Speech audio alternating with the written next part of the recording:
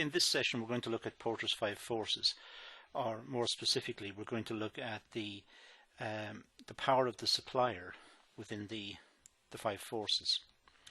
So first of all, you'll remember that the 5 forces are made up from these components, and we're going to just now focus on the supplier power and make some very general and easy comments about this.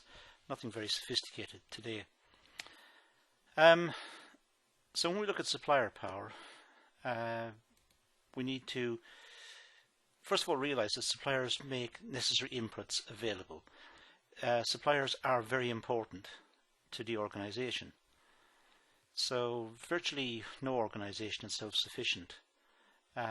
Most have to buy in something, some capital or some raw materials or some skilled labor, whatever it is.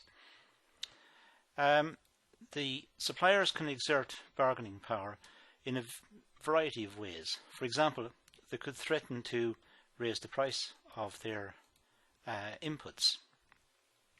They don't actually have to threaten it, they could actually do it. But clearly, if the suppliers increase their price, it'll affect the profitability of the business. The cost side of the business has increased. It may be possible to search for new suppliers, but that involves a cost. New contracts have to be drawn up, quality assessment has to be made for the new products, so it's not cheap. So simply threatening to raise prices gives the suppliers some power. Secondly, they could reduce the quality of the goods and services. It's unlikely they're going to do that because they want to maintain their reputation and they want to have future sales. But it's something which has to be monitored, and monitoring costs money. The supplier bargaining power is likely to be high when there are a few large suppliers in the market. A few large suppliers means very little competition between them. They may have carved out their own niche in the market, their own perhaps their own geographical area or their own type of supplies. There may be perhaps very few of them around, so they tend to be dominant, and it's very difficult to oppose them, to drive down the prices.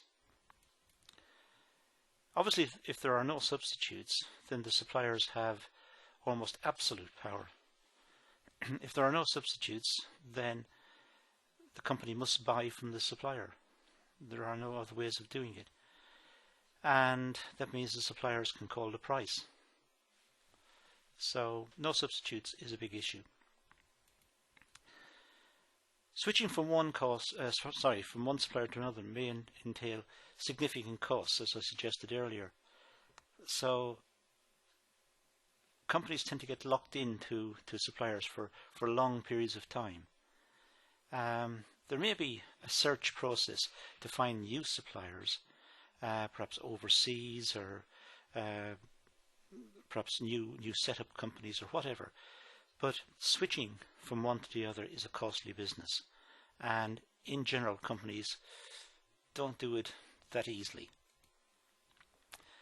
Obviously, if a supplier has a patent or some specialist knowledge as to how to make the particular product that's being bought in, then that obviously gives them power as well. That would give them a type of monopoly power.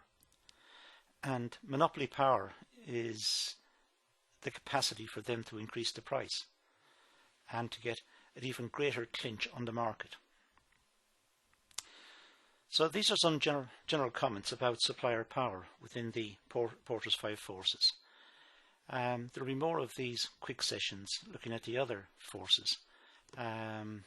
These should be available on site as well. Okay, thank you for listening.